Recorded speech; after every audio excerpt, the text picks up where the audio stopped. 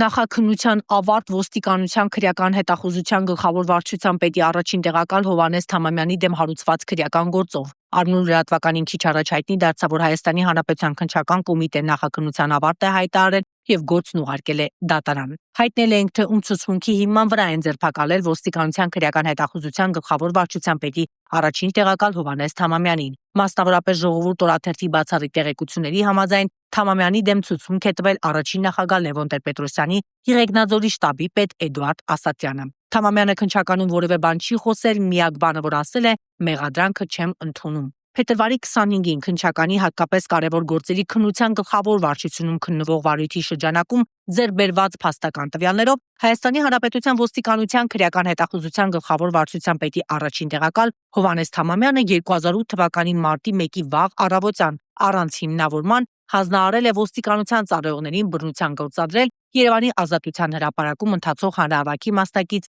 Է.Ա.-ի նկատմամբ եւ նրան տեղափոխել ոստիկանության կազմակերպված հանցավորության դեմ պայքարի գլխավոր վարչություն։ Ըստ հաղորդագրության ոստիկանության ծառայողները կատարելով ակնհայտորեն իրենց լիազորությունների շրջանակից դուրս գործողություն ձեռքերով եւ ոտքերով բազմաթիվ հարվածներ են հասցրել Է.Ա.-ին, պատճառելով կյանքի համար վտանգավոր ծանր վնաս։ Ձեռբերված տվյալների հիման վրա Հովհաննես Թամամյանի նկատմամբ հարուցվել է հանրային քրեական հետապնդում 2003 թվականի քրեական օրենսգրքի 38-309 հոդվածի 3-րդ մասով պաշտոնեական լիազորությունները անցնելուն դրդելը։ 2026 թվականի փետրվարի 25-ին նա ձերբակալվել է դատարան ներկայացնելու նպատակով։ Նախաքննությունը քննչական կոմիտեում շարունակվում էր, սակայն քիչ առաջ մեզ հայտնի դարձավ, որ նախաքննության ավարտ է հայտարարվել եւ գործն ուղարկվել է դատարան։